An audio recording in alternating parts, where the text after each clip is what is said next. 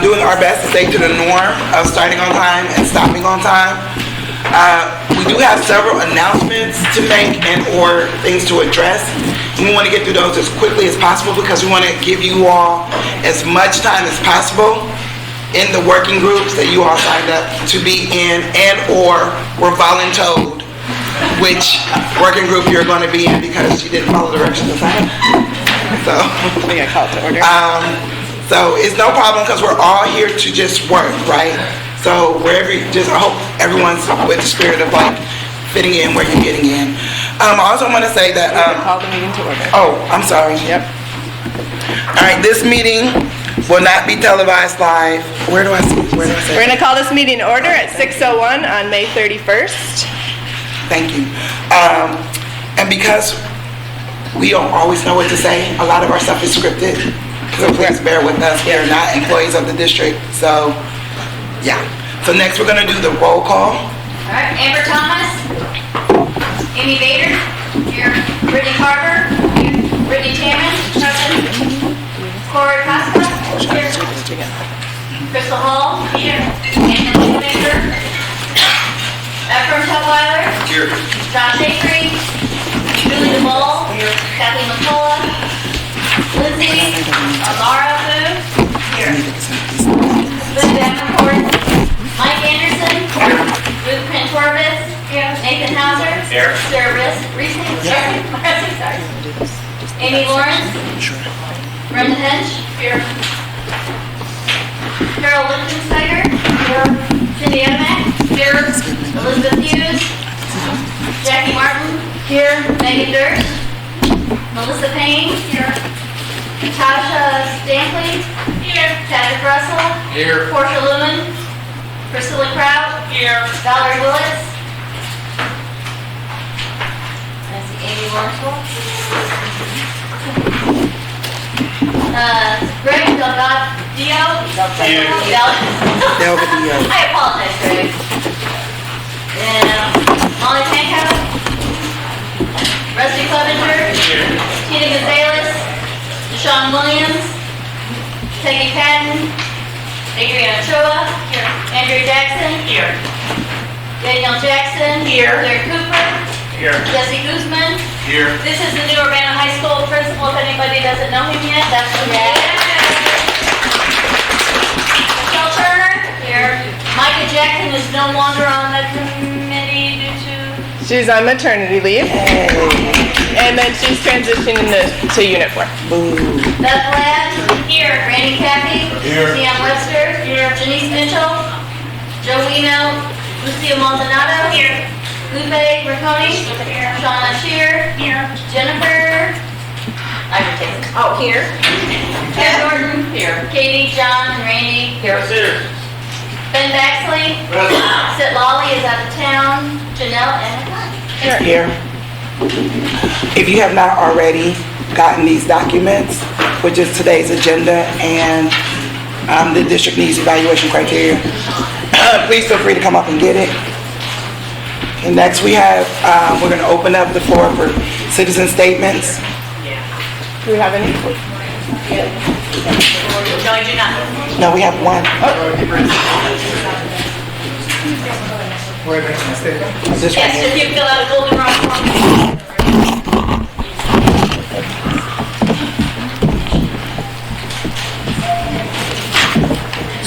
No, you're fine. Deshaun is here now? Snack.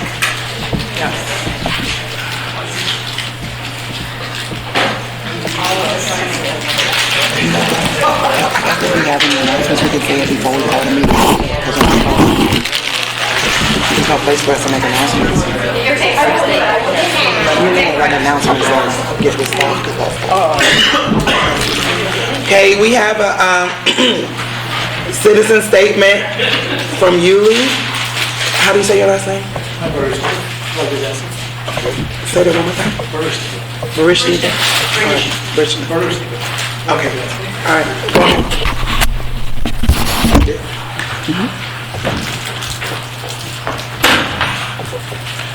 Okay. Can I ask a question? Yes. what's the goal of this committee? Do you want us to answer it during your time? So we do not, you just need to make your statement just like a regular board Right, meeting. yeah. Thank you. It was a rhetorical question, because nobody knows the goal of this committee. If you look at the charge, you have the charge document, which says the committee is to examine future programming, the committee will review. The committee was created as a response to the uproar from the parents, from the family of Wiley School, the school was disbanded. One of the few successful schools in this district. The school serving minority population, very successful, which improved its standing on ISB grades. Unlike the, say, Urbana Middle School, which became one of the 5% force in the state. The school was disbanded. Parents revolted. Teachers were unhappy. So this committee was created. Now, the goal of this committee is anything but to discuss the Wiley future. The goal of this committee is comprehensive needs of all USD16 buildings and programs. So suddenly, rather than consider the future of Wiley School, you consider extremely large, huge strategic task. Is it possible to do? Obviously not. So what is the goal of this committee? Well, I'll tell you what. The goal of this committee is to rubber stamp what the administration wants you to do, wants to do from the beginning. They were lying, they were gaslighting the district, saying, oh, we don't know what we're going to do. Because, as Dr. Abertatum told us, it's not her style to tell the truth in the board meetings. Okay, now we know. They want to do something, we don't even, it's not really important. What's important that you are here to rubber stamp what the administration wants. So the goals is to be something like Supreme Council, Supreme Soviet and Soviet Union. Whatever party decides, the so-called elected representative will support. And of course, the elected representative here, it's like the so-called, probably should be calling selective representative, because again, 2/3 of this committee are people reporting to the administration, directly depending on that. And of course, they will vote as the administration wants. Because administration is vindictive, we know that. The parents, many parents telling me they are afraid to tell what they think. And of course, the people working for this district, even more afraid. Okay. Goals to rubber stamp. The process. Okay. At least in Soviet Union, the Supreme Council was following the procedure. What's the procedure here? So the goals are uncertain. Do you have the criteria on which you will be judging these goals? No. What you were told are criteria, not criteria, it's just a list of data which might be used to evaluate the goals on some criteria. You don't have the criteria, you have the data, the list of the data. Do you have the data themselves? No, you don't, because the administration is not providing it to you. So you have the grandiose strategic goals, you don't have the data to work on them, you don't have the the criteria to evaluate them, so it's farce, it's charade. So why are they doing? Well, everybody guess. Maybe indeed they just want to create some shiny new school. Maybe some friendly contractors need a lot of project. Who knows? A lot of money will be spent during this project. And let's talk for a second about money. So 20 million, we are told, will be borrowing. As if it's just, okay, guys, come and borrow 20 million. Will you go to the bank if the bank tells you, okay, guys, you can, with your credit rating, you can borrow this much money, and then you can think about how to spend it? No. If you read any financial literature, I don't, but I looked up today, they say, yeah, the bond market is very hot. What does this mean, the bond market is very hot? It means the yields are high. People want to buy them. Yields are high. I have visual disability. I need a little bit more time. I have my vision is impaired. So yields are high because federal rates are Vision isn't high. there, and he requests more time. Pardon me? I just was relaying what you said. Oh, I think they heard me. So yields are high means financing, selling this bond will be expensive.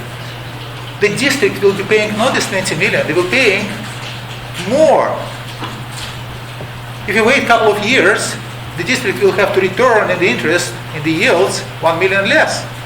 Anybody counts that and anybody takes that into account? No. Because here at 20 million, let's spend them. So you have a mockery of the process, you have a potentially corrupt goal. Why? Why are you participating in that? I understand the teacher, so with all respect, I know how it is to work for administration which wants to set any goal. But the rest, there will be the committee, the only goal is to make legitimate the very probable and savory goals of the administration.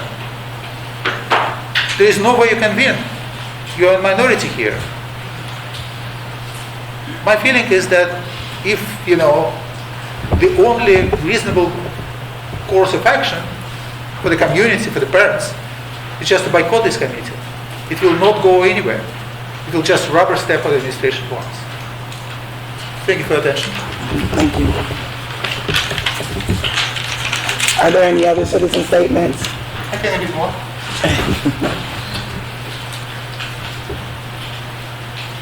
I want no problem. Okay, I had a question. So if we're on the board, do we have a chance to have a citizen statement or no? yeah, you're a citizen. If you want to make a statement, just got to fill out a gold slip. Very quick. Before we move on to the next thing. We still have a phone with us. I will, absolutely. Absolutely. Yeah. Okay, so I will just make this quick. Based on the last conversations that we had last week, I know we're going to split up into our groups, and I know that you're going to discuss different things.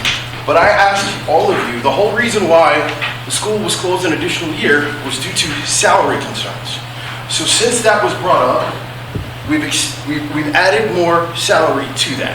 So I asked each one of you guys that are in these groups to ask about the salary implications and how they add to what we're going to look at in the future. Because this is all tying to that. And part of what we all have to do, if we're going to make a recommendation to them, the financial impact has not always been talked about. And one other thing I do challenge you guys to look at is the data that we were given here has always been kind of ambiguous. And it's been hard to understand. And what we saw for elementary school was that enrollment was stagnant. Right? But yet, Wiley's population was going down after finding out that we had administrative placements elsewhere. We could have had administrative placements at Wiley. To me, it sounds like it's a redistricting issue, as opposed to it being a lack of enrollment at the school. And I'm not trying to say, this is just, I want you guys to think for yourselves, how to make these decisions, because we are being given information, but it's not always been easy to discern. So really talk amongst yourselves and take a real look at what we've been given here, because it always hasn't been. It kind of seems like it's been skewed. From what we were told, the data was that the enrollment was going down. And that's not the case. If you could have put other students there, but we renovated some other schools, and because of that renovation, they added other students to those schools. So, just pointing that out as we go forward, because we're all supposed to take a look at what the future of this building should be, right? Not all the information has been clear. And I ask you guys to really try and see if you can get a little bit more clarity, so that whether it's a middle school, ask about the salary implication. Whether you're in the high school, ask about the salary implications. Because if that's the reason that we're given, we need more response back for that. Because all along the way, we need more data and we're not being given it. So I ask you guys to ask the questions so that we can make the best decision, not just for us, but for our kids as well. Because the whole reason we were assigned to this committee was to make the best decision for the community. As much as it hurts my heart, being a Wiley parent, and being placed at Thomas Paine. Not that Thomas Paine isn't a fantastic school, because we're excited to join. It's just that I'm asking you guys to look at the data that you're being given, and not just the answer that's being given to you. Thank you.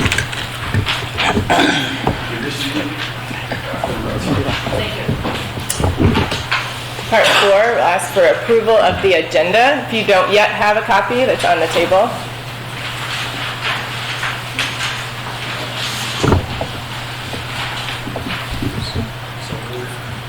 No, we need a motion. I think we need a motion. Okay, is that what you said? I didn't hear you. You're whispering. We couldn't hear You you. can go ahead and second then. So moved. Okay. So Brittany Tamman moves, Deshaun seconded. Thank you. Deshaun seconded. All right, all in favor of approving tonight's agenda, say aye. All opposed, say nay. Okay, the agenda has been approved. And next, we're going to have another statement from us that we promise is not going to be that long. That is long. All right, we are just going to take a quick minute to review the charge. The Urbana School District Administration is organizing a special facilities planning committee to advise the Board of Education on the future of Wiley School. Under Board Policy 2150, a special committee may be created for specific purposes or to investigate special issues. A special committee is automatically dissolved after presenting its final report to the board or at the board's discretion. To examine the future programming for Wiley School, the committee will review the comprehensive needs of all the USD116 buildings and programs while also considering the financial resources expected to be available to the district. As part of the comprehensive examination to best meet the needs of the entire district, the committee will consider, but not be limited to, the following: reopening Wiley as a neighborhood elementary school, reopening Wiley as a newly themed elementary with a specific focus, reopening Wiley as a second middle school campus, reopening Wiley as a whole school dual language campus, not limited to. The committee will be co-chaired and include representatives from each elementary school, UECS, Urbana Middle and High Schools, the Urbana Education Association, district administrators, and members from the Board of Education. There will be an open call for volunteers. That has happened. So yeah, that's our task at hand. We believe the task at hand, summed up, is determine what is the greatest need in the district and how can we best use the bond money in the Wiley space to meet that need. And then we wanted to review group norms and meeting expectations. I think they were. Do we have those still? And we just wanted to say something. As we've seen each week, there are varying degrees of trust and distrust in this room from previous history. Rakai and I come in as individual people, not hired by the district, volunteers. We intend to do our best to be transparent and honest in communication and helping get data that we all need to help solve this problem, or the goal at hand. We're going to do the best that we can with your help. And many of you have helped us. We've had phone calls with lots of you in this room. We've gotten emails with suggestions. We do not pretend to be experts at all, and we know many of you have areas that you're experts in. So we want to do the best we can with the end goal of giving a recommendation to the school board. We want to call everyone to work together. We have our norms up on the screen now as a reminder. We specifically want to call attention to making sure that we're letting all voices being heard, so both in this room and when we split into working groups. And secondly, we want to continue to ask for clarity instead of making assumptions. We also trust that every person is here because they have a vested interest in helping making USD a better place. We trust that everyone who votes will do that on their own accord because they believe to the best of their ability that what they voted for is best for USD. We have a very large, diverse group of people in this room bringing together many different giftings. Ideally, we use that to produce great work. We will find ourselves in places, we will vote differently, we won't always agree. A helpful phrase I personally like to use is help me understand when someone says something that I don't agree with. I believe it kind of leads with a posture of humility and shows a desire to listen and not assume or attack. And we know there's a very limited time and there's a lot to do. So we hope that here that we can jump into this work, following our norms, working together to help come up with what we believe is the best option for our school district. In regards to meeting dates and possibly amending the meeting time, you will have seen on the agenda, we did add 2 more dates, so we can just have them out there. Hopefully that works for most of you. We'll stick with our norm that if you're here for the more than 50%, you'll still be voting. We recognize people already have vacations planned. So the new dates are, June 14th. No, July. Yeah, July 11th and July 25th. Those are Tuesdays. So mark those on your calendars if you haven't yet. Those will be, as needed, if needed meetings, but just so we can have them out there. And the second thing we wanted to discuss was potentially extending our meeting time from 6 to 7:30 to 6 to 8 p.m. This will be a thing that we'll talk and vote on. It's an action item. We want to hold to our norm of starting and ending on time, which has been difficult in the end, which could prove the same even if we added time.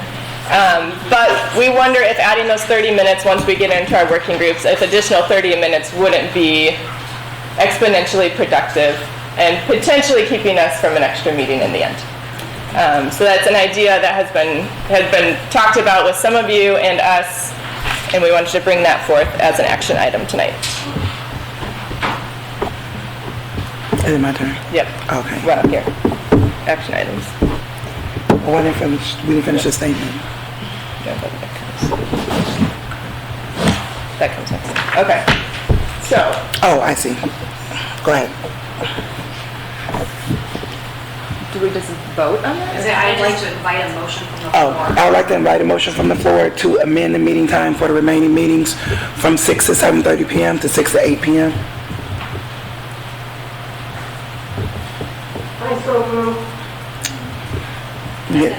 Second. Who's second? Brittany. Thank you. It's been moved and second. I'd like to open up for discussion. Carol, do you have any questions since you made the movement? No, I think it's a good idea. Let's do 30 minutes, it would be effective. Okay. All right, if there's no other questions for discussion, we can go ahead and vote. All in favor? Any opposed? Yes. All right, can we take a roll call? You're free to oppose. So we Yeah. do. Shall we do count? Raise your hands if you oppose. 2, okay. I will go from attendance for the remainder, if that's okay with everyone. And then it will be, would it be this meeting?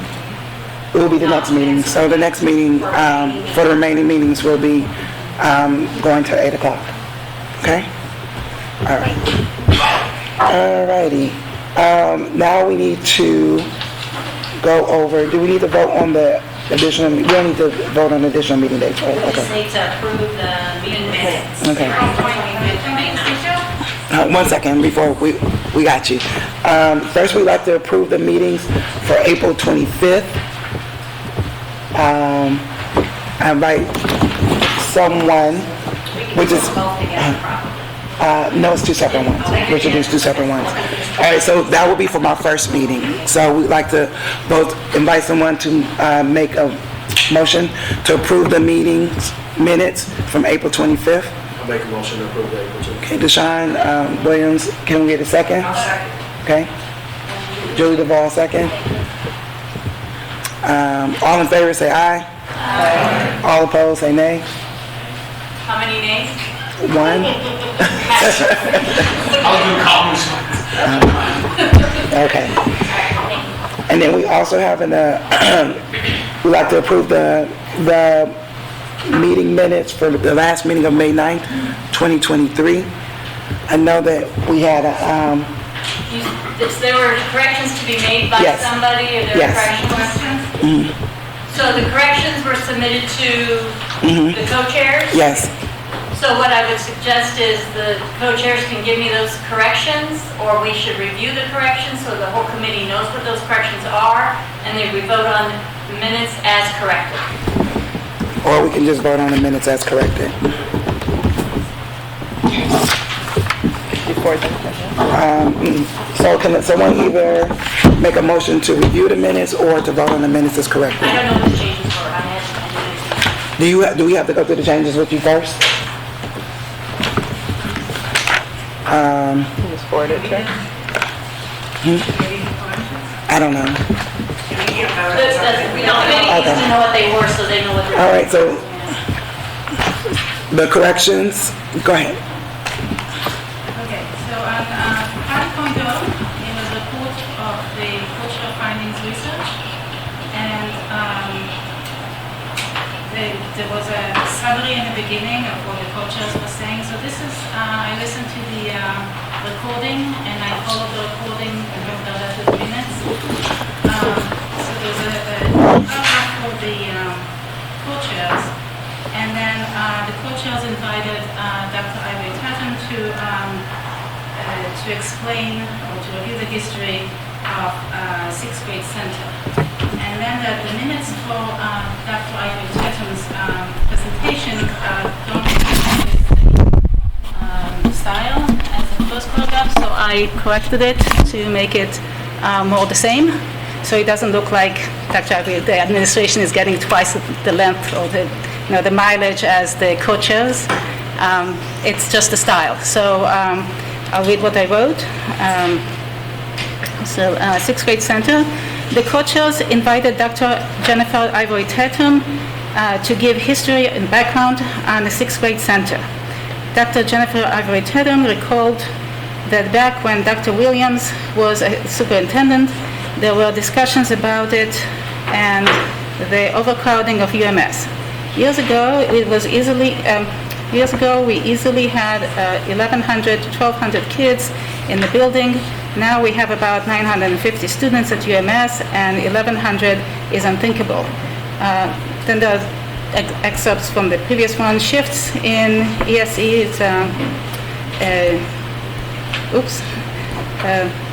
it should be SES, social economic status, and demographics in the last 10 years, more discipline problems. In K through 5, the challenges are spread out in elementary schools. Take all those 6 elementary students hitting 6th grade, they are not ready to be together. A 6th grade center would be a transition to middle school. So what was taken out was like peripheral things that were not necessary. The next correction is at the end, just before they moved to 6.0. The co-chairs had a statement. So co-chairs, the list of working groups is not set in stone. Information and data will be shared between the working groups. So that's important that there will be shared data. 6.0, there was a swap between who presented what in point 2 through 5, I guess. So I crossed out also the things that we didn't cover. So space we didn't cover, and John looked at enrollment and the academic culture and climate. That was Kim that talked about. So that belonged to number 5. So it's just a correction of what belongs where. And then right after, for part 2, the co-chairs had a comment. Co-chair Okaya reminded John that she previously requested enrollment data for Yankee Ridge and Thomas Paine without the DPW overflow, and that was not presented or provided for today. Today was last meeting. Corey requested data showing the effect of the start of the dual language program in DPW on the enrollment and the overflow at DPW. So that was the 2 things that were in the recording and were not inserted. And lastly, 7.0, that's where there was a discussion on the working groups. The discussion itself was omitted, and it only started with Deshaun Williams moved to withdraw 7.0. So I inserted the discussion, and it says as follows. Discussion on the logic of the working groups and the options. A parent member, I'm sorry, the name was not mentioned, so I just wrote a parent member. A parent member wanted to add a K through 6 option to the working groups and discussion. Co-chair Perkins Williams emphasized the flexibility groups could exercise in choosing options to explore. Members discussed if it makes sense to have middle school and high school working groups in parallel to the elementary school groups, since first we need to figure out if 5 elementary schools is feasible. Joe Wimelt suggested keeping the current list of working groups due to lack of time, but leave it open to additional groups, and that's it. Okay, so I just uploaded these minutes The rest is the same, so that's it means that. into the shared drive, so if you want to look at them, if you want to take a moment. Before we go.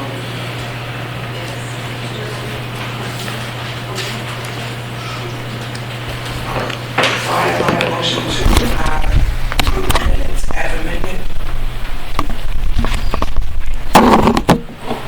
Crystal Hall. Okay, need a second? Second. Okay, it's been moved and second. All in favor, say aye. I'm sorry. I'm sorry. All in favor, say aye. All opposed?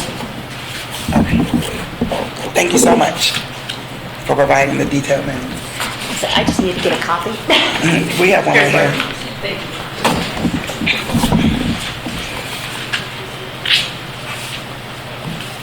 Okay.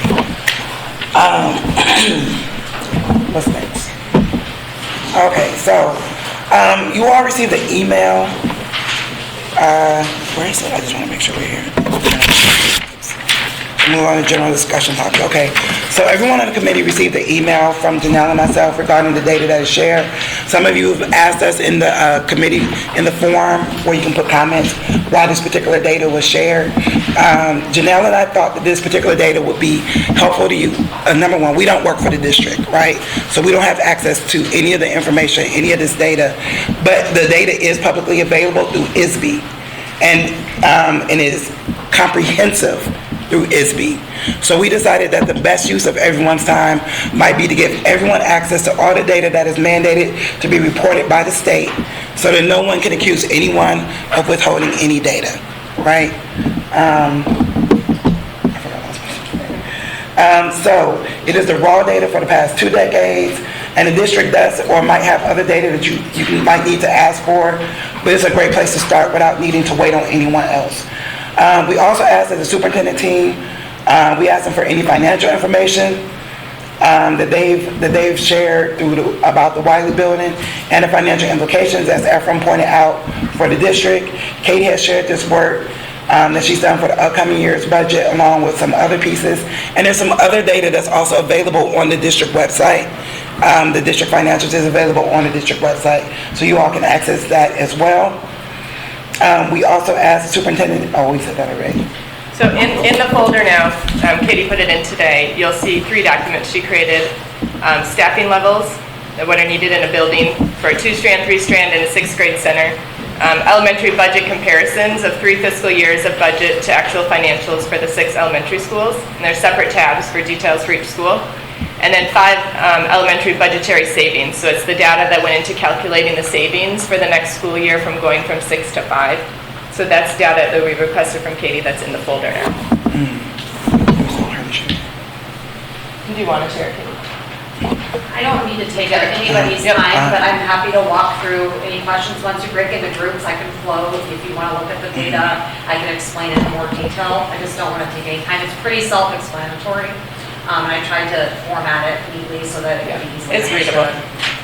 Can we send a link to those websites? Yeah, can you share the folder out again? Yeah, I'll do it in just a second. Okay, So sure. then John is going to... So John is going to drop into the folder of a folder of data after a brief explanation of how to read it. It's not in the easiest readable format. He also created a bar graph showing where students were assigned to by district, and then with the DPW overflow, and that will also be in the folder. And if anyone's having issues accessing the folder, please let us know, because it's kind of blind, so we don't know who can see what. Does the password for the guest? I will get that on the board in just a second. Okay, so John, you're on. Okay, so I'm going to take a very short amount of time. This is all the data that you had asked for at the last couple meetings. I'm not going to go into all of it, but some of it requires some explanation. If you have any questions, I will be around after the meeting to answer questions that maybe some people want to ask, but not everybody needs to answer. And I will also be floating between the groups if anything comes up. So first of all, people had asked if they could just see all the data that's available in Skyward. These are all the categories of data that's available in Skyward. Some of these have like thousands of like individual fields in them. Some of them have no information. That they're just not things that we use. So anyway, that's all in that document there. We had gone over these graphs last week. People had asked for us to exclude the COVID years and keep the trend lines. Those are still here. It did not greatly affect any of the trend lines by removing the COVID years. Almost everything was very similar to what it was before. Slight changes across the board. The one other thing everyone had asked for was to include the DPW transfers to other schools in a stack bar graph. We have those for the last 4 years. So those are here at the bottom. These are the DPWs transfers to Yankee Ridge. And there was 1 year where we did some additional transfers to Thomas Paine, and then a very small number at Cable. Moving on, this is the very large tranche of data that we've been collecting. So we have class level demographic data and classroom size data for every classroom in the district. So these are the every classroom. So this is DPW.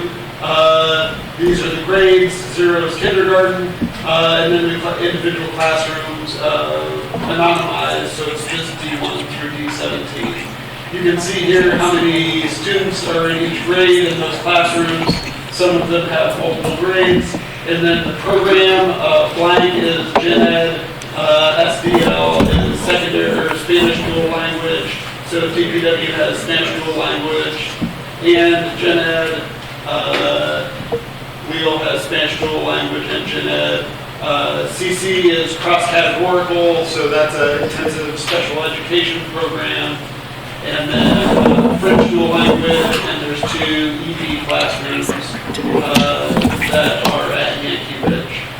In addition, for each of those classrooms, people had asked for demographic data of the percent free reduced, the percent English language learner, the percent with IEPs, and then the racial demographic data for each individual classroom.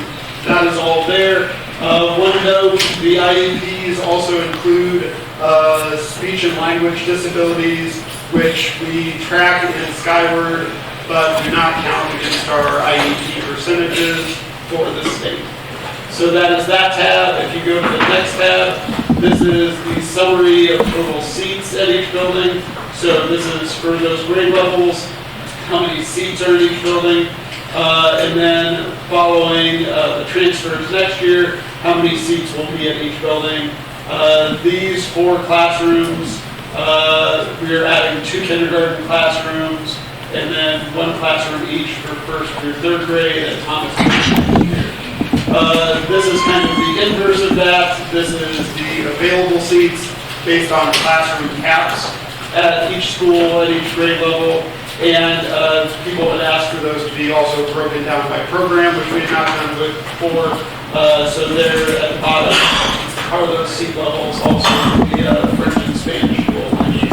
And as you can see here, some of them, there's very large available seats, especially in Spanish dual language, because they're split into 2 schools.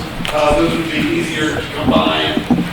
These like 29, 27 could be easily combined if it was at one school. So is that, I'll take all the questions after the meeting, just so I don't have everybody's time. Moving on, this is the assignment summary of where all of the Wiley students went.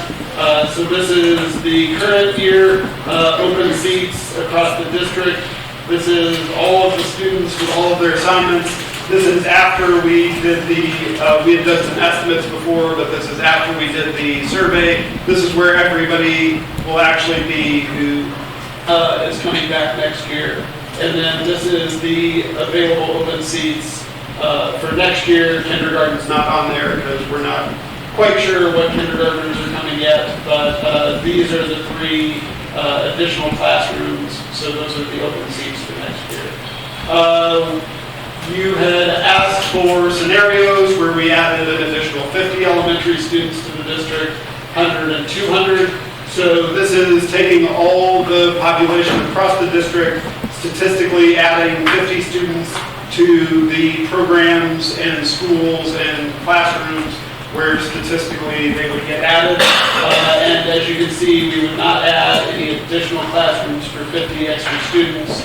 100 additional students, we would still not be adding any classrooms. And then if we did get to 200 additional students, which is very unlikely based on previous years, we would have a few classrooms that were at negative fractional students that we would need to think about. We had also, in past meetings, asked about bus data, of which students were in the busing areas for which schools. So this one is a little complicated. If you look on the left-hand side, this is the students, all of the students' current school that they reside in. And then across the top, this is schools that those students from that school are eligible to walk to. So some of these double up, like especially Wiley, many of the students are eligible to walk both to DPW and to Thomas Paine and to Yankee Ridge and to Wiley. So these percentages won't add up to 100 because that's double or quadruple counting a lot of students.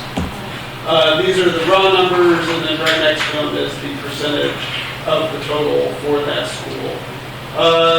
Additionally, I added the average straight line distance for all of the students in the district to all of our campuses. So for all the 4,000 students, this is on average how far they are from those individual schools. And then that's the standard deviation of those. And then for fun, I added just one average student for the whole district. So the average student in the district lives about 200 meters west of the Solo Cup factory. And the last thing in here was the staff data, demographic data. So this is all of the, this was all on the school report card, but people had asked for it to be broken down by employee types and by buildings. So this is for administrators at all of the buildings, demographic data for adult education, ASCCP, clerical. You can read through that. You don't need me to read it. It's allowed to. People would also ask for the bus areas again. This was from a presentation we did earlier. But those are the bus areas all overlain with the schools. They're not labeled here, but those are the schools. I can fix that a little bit. And then, did you want to go over the financial data, or were we good? I really think it's pretty self-explanatory. If you have specific questions, I can answer them. Okay, great. Okay. All right, so that's the data we share, and now I'm gonna tell you why we shared this data. So I found a document from ISB that gave guidance on district reorganization feasibility study. So the work that we're doing does not meet the ISBE definition of district reorganization, which is most like consolidating district and things like that. We thought that document would serve as a good guiding document for the work that we are attending to on this committee. So we modified some of the categories so it made sense for our district, and the categories that we borrowed are, you need to look at the enrollment, facilities, curriculum and social emotional learning, academic testing and demographics, finances, staffing needs, and transportation, to determine what the needs are across the district. We believe that each of these categories need to be explored to provide a rationale for any recommendation that we might make as a committee. So we don't have a criteria, but we do have something to help us create kind of a criteria. We expect that all the findings to be grounded in district data, research studies, and/or data from comparable districts. So it's not limited to what we share with you. There are many things that may sound good or may seem like it's a good way to solve a problem. However, we don't want to base such a significant recommendation on feelings or assumptions or intuition, around these outcomes. We want you to use this criteria to help guide you as you work in your groups. Some of the criteria may have a bigger impact on the decision or the recommendations than others, but we believe a thorough recommendation would be to include all the criteria listed. I hope that made sense as to why we chose it. And I shared the document in the folder, so if you want to look at the original document, it is there.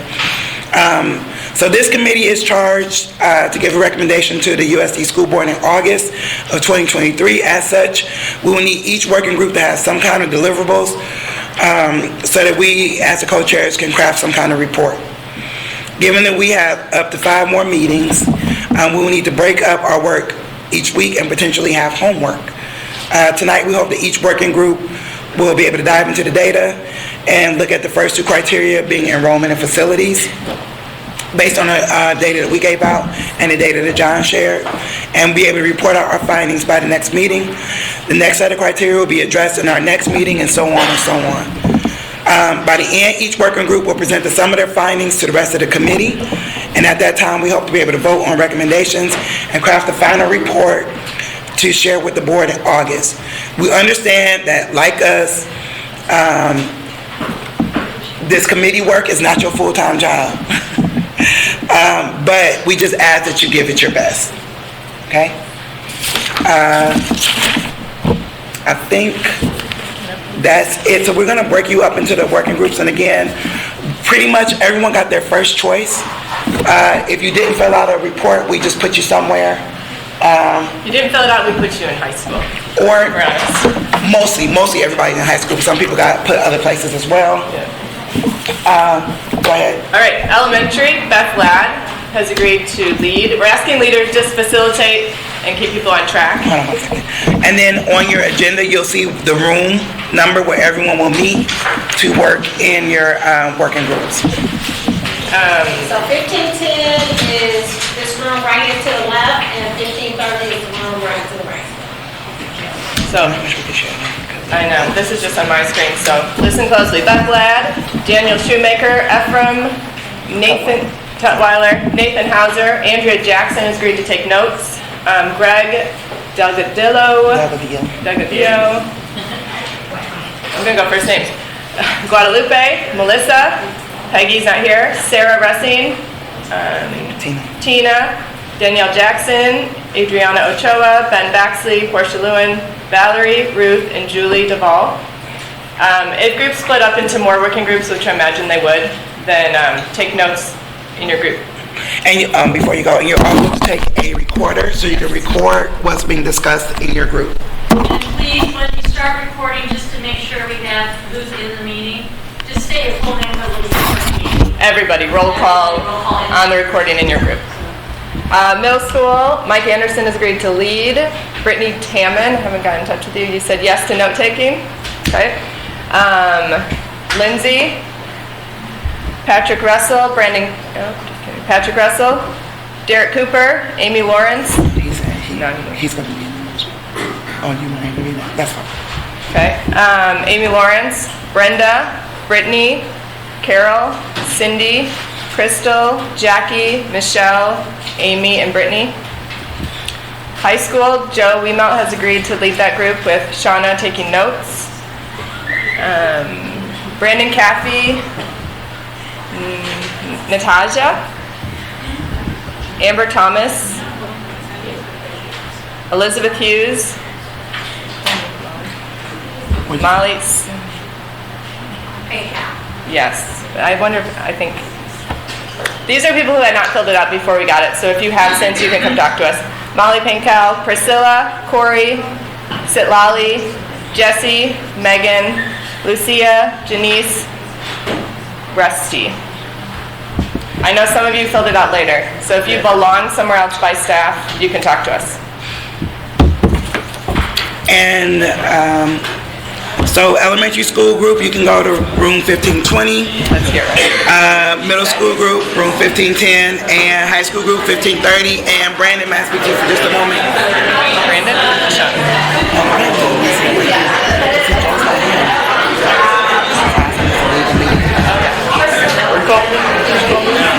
Unless your name is Brandon.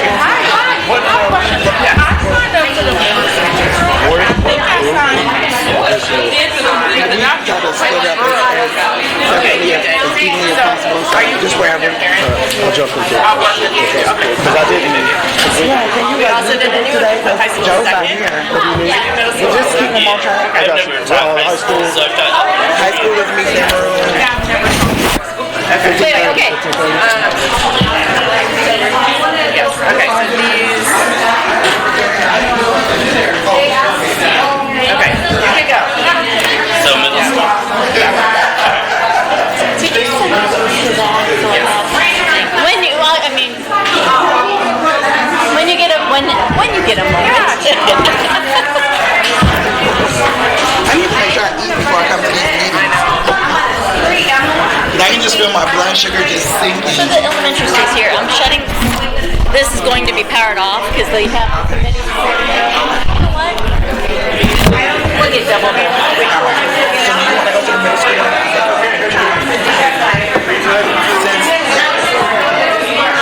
He's in there.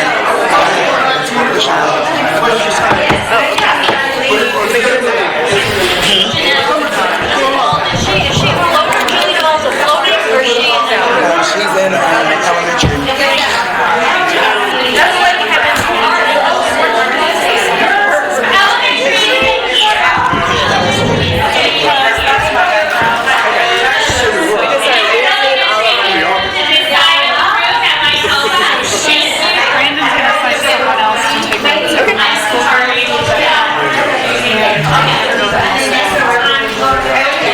I didn't hear my name at all. You lost your name. I can go to high school. High school. You would mind moving to your location. No, I don't think you filled it out. She was gonna ask you to leave it. So Yeah, you said no. You said no. She said- And I'm great with that. High So, school. but we just lost our high school note taker. Oh yeah, there you go. Yeah. High school note taker. No, I don't want to. You said yes. You said yes. All right, so where do you want to go? We can switch up next one. Wherever you want me. I'm like, okay. All right, so if you're elementary, Just stay here. I'll go to middle school. Did somebody take the high school recorder? Is that Yeah, somebody talked about already. and then we're all gonna say our names. All right? I'm Beth Ladd, before we start, and just to be really clear, I got the email this afternoon that I was leading this. So we're all going to be the kind people that we want to be on our best days.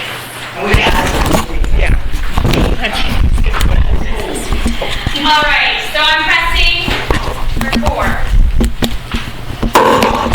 Beth Ladd, just name and title or just name? Just name. Beth Ladd. Danielle Jackson. Greg W. Andrea Jackson. Ruth Kantorovitz. Ben Baxley. Nathan Hauser. Sarah Ruffing. Which favorite county? Adriana Ochoa. Rakaya Burgess-Williams, You're elementary with us? tonight. All right, perfect. And other people? Kim Norton, and I'm just floating. Randy. Floating around. Katie Rolling floater. Scott Walker's in Armageddon. All right, so we are charged with taking a look at enrollment data for our elementary schools and facilities. So I'm going to give everybody a second who would like to log into the folder that we have access to. And if we have any tech issues doing that, we're happy to help, but I'll give it to people a second who have computers to do that. And if you don't, that is perfectly fine.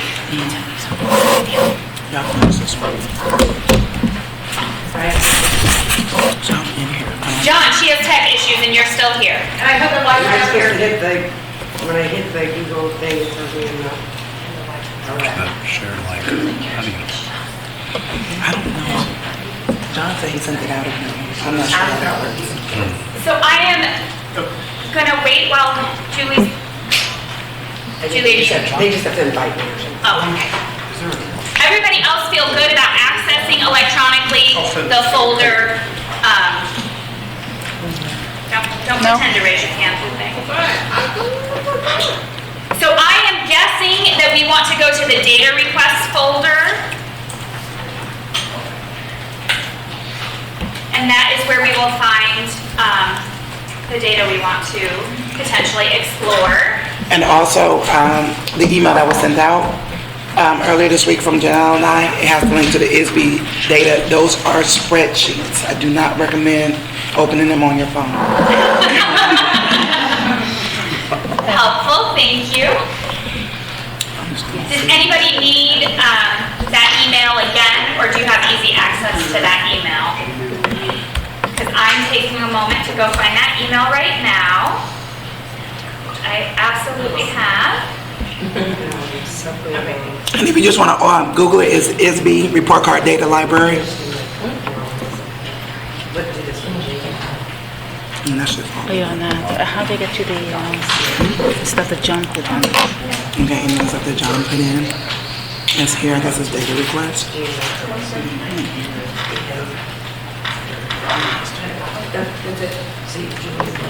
And y'all can just, I haven't sanitized it. If you think I would have spent a little more time looking at the data in the folder had I known I would be doing this, you're correct.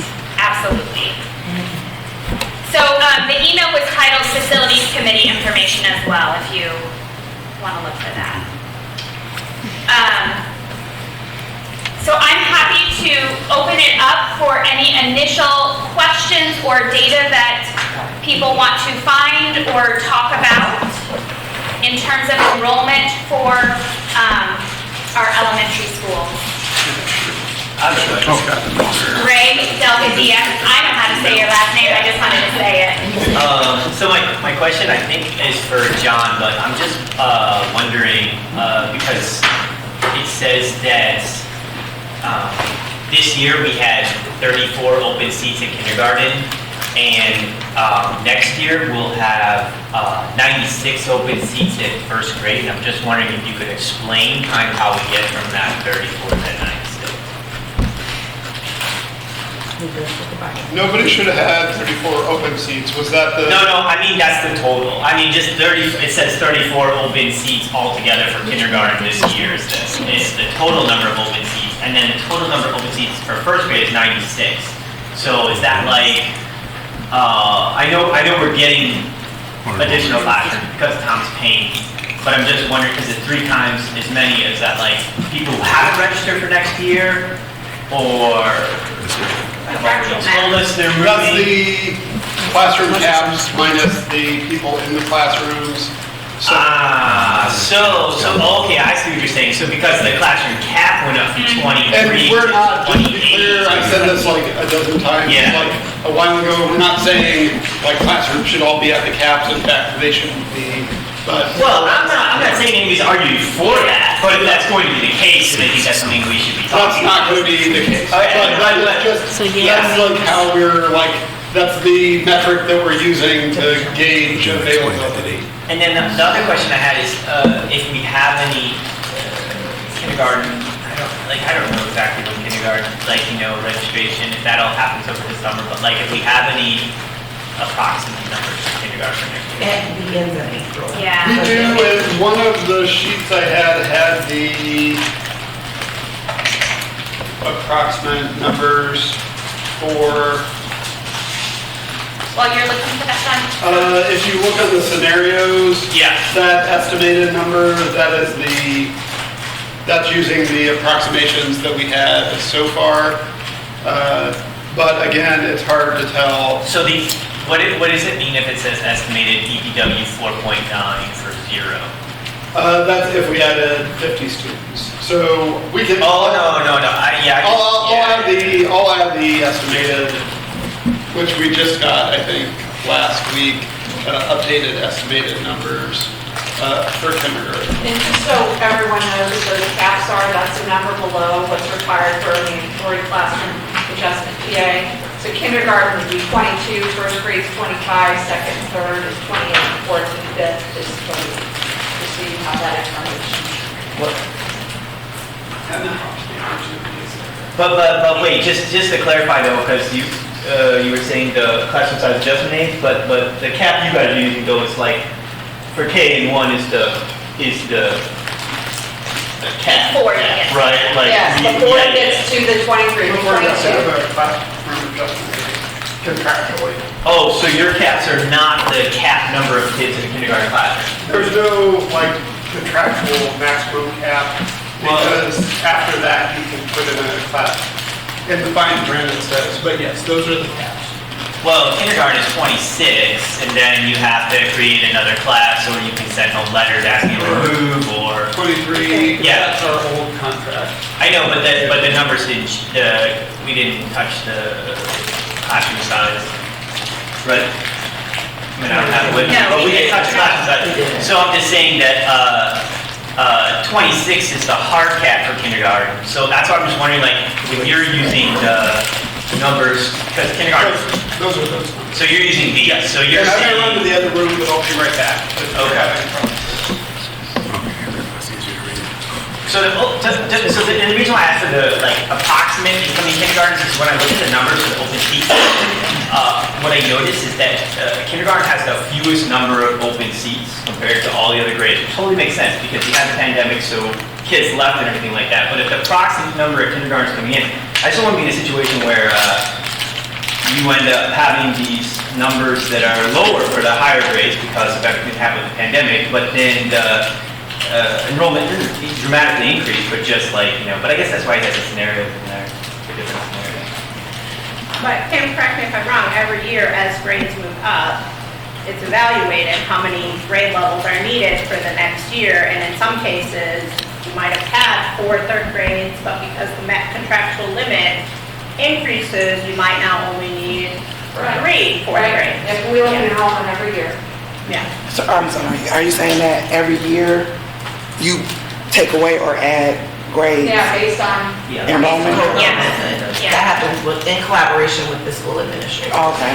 For example, even accepting petitions, anything like that, that's why we wait until registration's over until we determine how many student families have registered and what class size they're in. With the exception of buildings that have limitations, right? So if it's like a 3-strand school, you can't, are you just saying like, oh, we have this overflow, we're gonna have 1 grade of kindergarten and 4 grades, 4 grades, 4 classes of kindergartens and 1 of first grade, I'm being very hypothetical.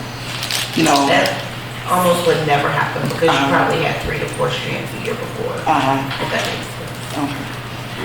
Can I ask one more question here? You can ask as many questions you want, it's your program. Oh, Ephraim Tutwiler. I did not say my name. You don't have to say it every time you talk. They just wanted us to know who was in the room. Okay. Sorry. So, we also have a 5-year enrollment projections based on whatever the outcome is. Wouldn't it be skewed anyway? Say more. Okay, because if it comes back as an elementary school with all the, we're supposed to look at the 5-year enrollment projections, but yet we're closed for 2 years. Why? If it comes back as an elementary school, wouldn't that then impact the scenario for 5 years as far as where everybody is? Still not sure. I'm not So, sure what okay, document okay. you're looking at. I'm looking at the facilities data request. Right. So, I mean, Wiley's totally taken out at some point, and so, right now, or for 2023, Wiley's taken out. This upcoming school year, Wiley's taken out. So if we're gonna look at a 5-year projection, if Wiley comes back as whatever, won't that impact the 5-year projection? I think depending on how it comes back, it Yeah, absolutely no, I'm is. just saying. I think one of the things that I think about that I heard Paul say at the board meeting is overall elementary enrollment numbers have been pretty consistent around like 2,000, I believe it was. So that probably wouldn't flex a ton, but the disbursement and where those kids might be Sure. could be different. And that was also a gripe of mine with the data that was presented to us before, with the administrative placement and such. When they showed a progression of Wiley going down, it's part of that could be placement, and what I think is it's a redistricting, redistricting issue as opposed to an enrollment issue. Because during that time period, didn't we do some redistricting? You're talking about the last redistricting? Well, It's part many of years. the 10 years. Didn't we do some redistricting There was- within those 10 years? There was an attempt to do so, but there was a very small number of students that were actually, that was Okay. Right? 10 to 15 students that did. Yeah. So now, next Okay. It wasn't in passing.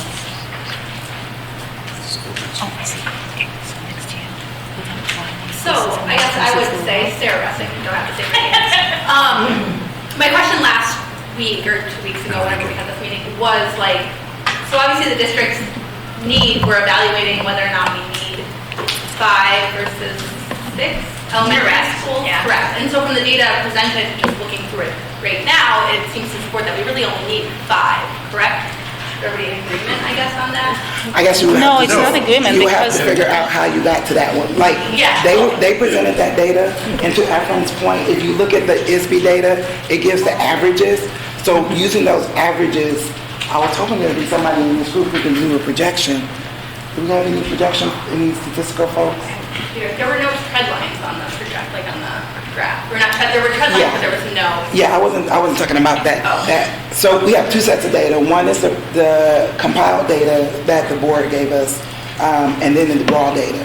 So if anybody knows how to do, So this we just got, this data, and you want us to process on the spot, we can do that. We have to No, look at it. not on the and- yeah. spot. No, they're asking us to have conversation and talk about Right, it. but we cannot agree if we can fit everybody into 5 schools just by looking at it and not seeing what went into it. So I would like to process it. I want, Well, like, sure, So what- sure, this particular spreadsheet, I think this is good. This is the projected summaries that from the, I keep losing it on my phone like Is that. this on the ISB or? This was on the data sent today, the facilities data request, Okay. and the, when did where you he said if say? we add 50, if we add 200 Scenarios? scenarios, thank you. There it is. And so I'm just, this, like to your point, it doesn't include Wiley on here. And so in theory, where the elementary schools do not appear to be overfilled based on these projections. I don't know though. It includes Wiley students dispersed, not. So here's what's missing. Yeah. Okay, so first, these are, as somebody said before, sorry, I don't Could you remember talk names. just a little bit louder? Oh, sorry. So first, well, the open seats that they're giving us, this is based on the maximum number of students that you can fit. Now, how many teachers want to have 28 students in their second grade? How many parents want that many? Yes, Yeah. right. So you have to realize that if you follow that, these are the average number of students that you're going to have in the class. So I want to work all these numbers again and give the different scenarios. So I need a few days to work on that, even if you can fit everybody like sardines and say, hey, look, they fit. The other thing is that we completely ignore this. IEPs have different needs, so I don't know how many students can be. I know you're the advocate for the IEPs. So it's true that they said these are special ed classes, but then Wiley has their own special ed, and they will be added to classrooms that may only have a max of, I don't know, at Yankee Ridge we have 3 or 4. Yeah, they have, so these are unknowns and we were not given. The French dual language, they're taking one strand at Yankee Ridge. I don't know. Oh yeah, there's been a lack of data all Right, across. so- So can you finish and then answer your question? Because I'm trying to follow you. So what I'm saying is that we cannot say just from looking at it right now that, oh, look, we can fit everybody in 5 schools and we have all the K through 5 in 5 schools and we have room for, say, something else. Sure. We have to rework it. Sure.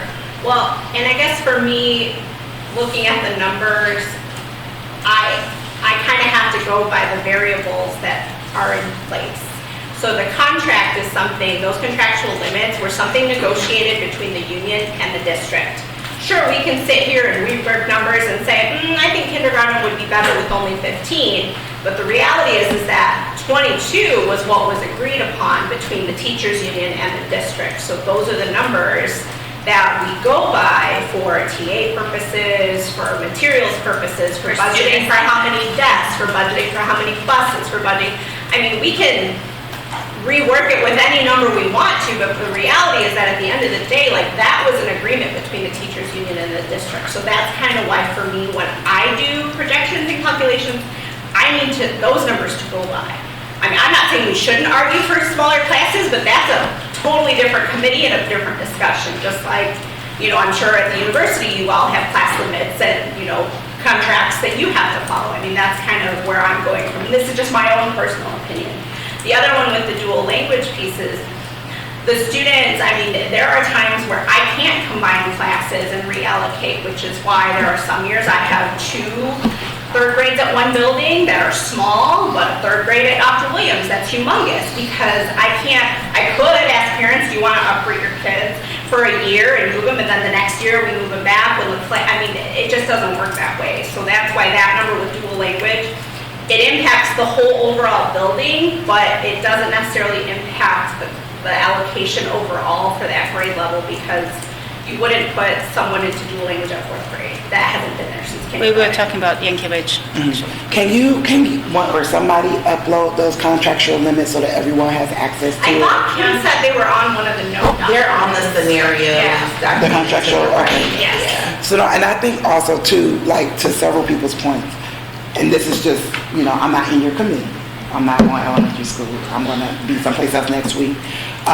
If we're thinking about, so this is like current numbers, but if we're thinking about projections, you would need to know like attrition rates, right? Over time, we have this number of kindergartners coming in at elementary level, which if they stay would be a certain number, right? Am I thinking about this the right way? But we know that over time, we have a pattern of attrition that we would need to look at. So when she's saying that she needs to analyze the data, that's the type of analysis I imagine would happen, because it's not in front of us. We don't have those projections in front of us. And if she wants to take the time, I'm not speaking on your behalf, because you can speak for yourself, but if anybody wants to take the time to do that work, please do, so you can bring it to your committee. But people can't look at it today and just be like, okay, this is what we should do, because we just don't know, because we all just got this data, and everybody's not as well versed in it. Like, I don't know anything about contractual limits, and I definitely don't know how to do regression analysis and those. I'm a qualitative researcher, so I do that type of work. But I think that it's the reason why we're giving you all this data, because it's cut and dry. It's just, these are numbers right in front of us. This is how we should think about it. This is the decision we have to make. There's like, for whatever recommendation y'all come to, make sure that you have it grounded. So maybe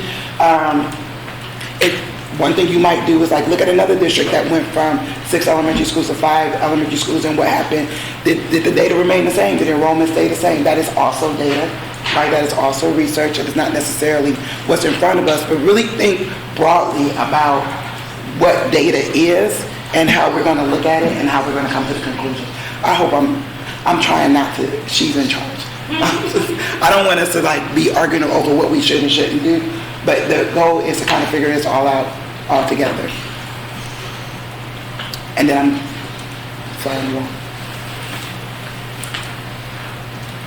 Speaking of numbers too, like, I feel like the distance that they're asking people to walk is kind of ridiculous. Is to put things, and I know this is a little bit enrollment, but like, to put it tangibly, you've got kids that are Southern Ohio, that live by garages, right? Corner of Philo and in Washington. And to walk to Wiley is reasonable. And if you walk with a kindergartner or second grader or whatever, about that age, walking that's reasonable. But then to walk to Thomas Paine that's absolutely ridiculous. Like, you're gonna be walking for over an hour. You gotta cross Philo and Florida. Yes, and I feel like that's an impact that they're not really taking because it's in walking distance, and they say, well, you can walk to Dr. DPW, but enrollment's full. You know what I mean? Like they've already established that building is going to be full, and as far as Wiley goes, there was nobody that got added over there. It was all Yankee Ridge, Thomas, and a couple of King. King's even farther. We are receiving students from Wiley. They are students who were previously often petitioned there, who lived in our home zone or have since moved to our home zone. So we have a small number of students who are coming to us from Wiley, just to be honest. Okay, but they still. Transparent. I mean, I know I used to live by Kelsey Lane, and that was walking distance to Wiley. And I'm sorry, I'm just trying to. Well, I am I'm here as a parent and as a SPED rep. I would just like to say there are no SPED representation on this criteria. They have social and emotional, but they don't have SPED itself, which is its own entity. I think the one thing I would like just to bring to everybody's attention is we all have different layers and different. You're worried about walking, and I'm worried about SPED. Like, we all have our own things that we're looking at. I brought this up to a board meeting, to the school board meeting. We need to be cognizant as a district that the SPED world is changing. Not only is our SPED world changing with Beth and some things, the state of Illinois and the United States Supreme Court is favoring parents. We can now sue our school districts. So as we're looking at finances, while the school has insurance, their premium will run out. There were 800 SPED students, and I don't have those numbers. Do you have them, Lori? No. But I think we need to look at it through all lenses. When we look at kids that are in trouble, one of the things I want to know, are you in trouble or are you reacting? Like having a meltdown, a SPED reaction. There's a difference. And I think, to your point about the IEP, I personally can tell you that I am working with the district, incoming and the existing people here. They are cognizant there is an issue, so I think I'm the one that kind of just squashes things. Urbana School District is fully aware they have a SPED problem. They are actively working on it. But we have to be mindful when people are talking about, and everyone and I are friends, but when people are talking about walking, there are SPED students that are not getting their services. And so I think to make, as we're looking at these different criteria, we have to look at the district as a whole. And somebody walking a distance compared to somebody not getting a speech service, those are things that we just need to be mindful of. And just remember that we have to go with where we are now. And right now you have a lot of angry SPED parents.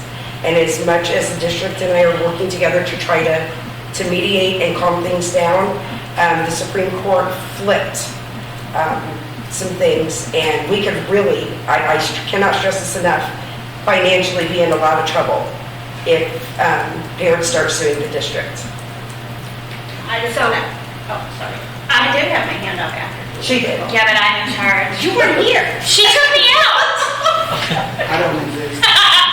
So I want to bring us back to what our task is for this evening, which is to look at our enrollment data, put things we see, we notice, and questions we have about things that we might need moving forward in terms of enrollment for elementary, right? We all have different spaces and ways in which we want to engage, but our task right now is to look at the enrollment data that we have or that we want and make sure we've got that documented. I thought we were talking about everything on this sheet. We are only talking Tonight, about we are talking about enrollment, and we were supposed to move on to facilities, but we are not getting there yet. Gotcha. Two things. Enrollment, we're not going to get to facilities, but that was our second task, to look at the data related to these things. My, You know, Lupe being hand yeah, I know, it's not enrollment, but it's yours. Okay, so, I was waiting and I kept pausing. One of the things, and I know everybody has, a lot to share and a lot of emotion connected to this. My emotion is not, outside of this, because when I think about this, I have to think about it from a variety of lenses. And what I see and what our current enrollment is across the 6 buildings, and then under total seat summary, what the FY24 is, what I can tell you, having been an AP and a principal at the largest elementary building over a span of 8 years, FY24 is a far more equitable distribution of students across the buildings. Can you say a little more about that? Like, Absolutely. So when I was an assistant principal, Dr. Williams capped out over 500. We had approximately like 510 students at different points in the year. And then we started our cap the following year saying 450, like who can manage more than 450 students. So that has impacted Yankee Ridge and Thomas Paine mostly. But I guess what I'm seeing in that second tab, I believe it is that now we are distributing, we have schools that were around 234, 278, 286. You go from a variance of 180 kids down to a much closer comparable number of students across the 5 buildings. So there were times, this not just this year, last year, previous years, our school has been more than double the size of some of our elementary buildings, and there's no way to explain what that is unless you're there, right? A 2-strand building at all grade levels is very different than a 4-strand building at all grade levels. The number of students, the number of families, the number of staff, all of it compounds. And one of the things as like a pretty, open-minded person that I see is that the distribution of students is far more equitable with the kids being spread across 5 buildings rather than 6. That's something that I cannot ignore and not advocate for, because one of the things that's hard to explain to my staff is we have talked about equity, but there are limitations to the things that we can do, and you can't help people understand what it feels like when you have that many kids in a space running through a building every day. This feels more balanced across the district, and that's just my perspective. Daniel, are you saying that you think that going to 5 elementaries is better, or? Has made a more equitable distribution and enrollment numbers for each of the elementary buildings. That's what I'm saying. My 2 seconds that I was going to add on, actually, to what you were saying, Julie, was that yes, we all have our passion areas, we all have our things that, and yes, we do need to look at it from a broad perspective if we're making decisions at a district level. So when I personally hear about walkability to a school, for me, I don't know what other word to use other than frustrating when the majority of the kids in the program that I oversee are all So that's great for walkability for people that live there, but when we're talking about equity, when we're talking about, frankly, the brown children in our district that are bused to every single building, to me, that is an inequity if we're focusing on, well, but we want to keep it a walking school. We didn't mind that it wasn't a walking school for the brown kids. Right. Well, I think part of the issue, I'm sorry to interrupt, but I think part of the issue is that we're not, I think this is kind of a joke, and I say that respectfully. We have time, like we all have our various things that we want to talk about, but I'm learning like from you, Danielle, about the classrooms. How many of you know SPED and the issues that SPED deals with? I don't know the walking, I don't know what you're going through. So you're asking us, I feel like I'm being hushed and that the real issues aren't there. If we're talking, I apologize, I thought we were talking about everything tonight. If we're talking about the classroom, how many of in these classrooms are sped kids? We had a classroom last year of 23 kids, 4 of them were sped, and it was total chaos. So I want to put it in reality. If you're going to have these numbers and you're going to have this many sped kids, are you going to add another staff member to there? Like, I don't know how to do all your numbers. I know how to deal with like what I see in the classroom. And so I think if we could kind of make a different approach to talk to the people that don't know what they're talking, you're all educators and I am not. I'm just a sped mom. Well, some of you are educators. Yeah. And so I'm a Yeah, sped we all mom have. and you're throwing out numbers that I'm trying to learn, but I honestly don't feel like my view is, it matters because I don't fit into your window, you being just the education part. And so are we looking at all those angles and to be, like, we need a form to say that. So whether we do it outside of here, because we're going to solve your problem, but then we haven't solved mine. And no one's going to be happy here, but we've got to do something. Sarah? Well, I just, respectfully pose a question. How do you think facilities-wise we can better serve the sped students? Because I don't know anything about it. Oh, I'm working with Beth on that. I think Beth is going to fix it, but put a lot on that. I don't know. But no, I think it's a matter of, it's about, in my world, I don't do crickets. I just put it out there. And so I think there's 8 different problems here and nobody's going to be happy. But I think, or multiple different problems. But I know that like SPED is being worked on. I know that lots of like, I'm really involved with the district and admins to make those changes. But I don't understand putting, like how many kids, the data I want to know is out of these kids, how many in a classroom, how many are SPED? And then to what John said, how many, so is speech is considered IEP? Yes. Yes, but it doesn't count towards the 70-30. There's a 70-30, right?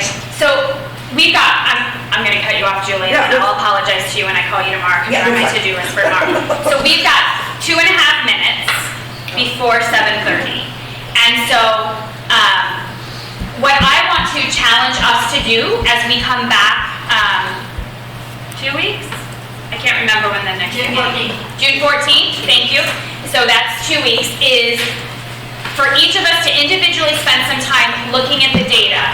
And instead of making assumptions about the data, or the lack of data, or our frustration that it's data that isn't related to our thing, that we notice things in the data, just observationally, objectively, and what other pieces we might need to talk about in terms of enrollment and facilities, because that is what we were charged with tonight. So look at those 2 components, okay? And Break that down again, Beth. You want us to look at that? Look at enrollment data and the facilities. Objectively. Objectively. But if we don't have, I understand you don't want us to complain about data, but how can I objectively look at data that I'm missing? If you don't have something, we can ask for it. Okay, And that's been made really clear. There's all kinds of different ways that we can ask for additional data or reflections on the data, right? We've got the form out there right now. Am I right? Okay. 20 seconds. So fiscal year 24, when you divide into 5 schools, DPW is already 479. So What she was saying is there's less of a difference across the 5 schools. That's not what I was wanted to say. That's above the cap that we wanted to have on DPW. So by making everybody having more, it doesn't necessarily make it equitable. So let's just go with just what is the numbers and what is good for the kids that are in those schools rather than, oh, you have a smaller school, less numbers, and this is a bigger school. Ruth, can I just push back and say, you're Good. making an assumption too, though. She made an assumption that it's more equitable. You're also making an assumption that it's less equitable. Both of those things are, you're saying. No, it would I'm not be saying it's better- less equitable. I'm saying it's above the cap that And then you DPW said- wanted to have. So having 5 schools and putting 479 students in DPW is going to make it worse, even though it's a better distribution across the 5 schools. So we might have it's better to have schools with different numbers as long as we don't. That's your opinion. Yeah, it's okay. Right? It's okay, but just to notice that by making it into 5 schools, we crossed the cap that Dr. Ivory Tatum was mentioning, that above 450, DPW became unmanageable. So, and Yankee Ridge is reaching the 450, but I don't know if Yankee Ridge would have the same problem, so. Yeah. But you're saying the opposite of what she's saying in terms of an opinion. It's still an opinion. I don't want to bring this, which one of these things is equity, because, right, again, it will be opinion, and if this one has more, this one has less. We just want to know just the numbers. Are we, we had a constraint. It was not one of from the contract, but it was from something that was observed by the administration, that above that limit, this is not a workable number. So I just wanted to point it out that 5 school is fine, but we have a problem with This the will projection. still not solve the overflow. Yeah. Yes. It will not solve something. Yeah. Correct. Yeah. 7:31. All right, well, that's how we wrap up. Yeah. And I think, to Beth's point, like a good way of, like for everyone, just like what I noticed was, it'll be 479. And then you have to talk about a solution as a group, but just start with what you notice. You know, everybody starts with what they notice, what they wonder, and I'll forget that. And you're going to say something. We got to. Yeah, we can't go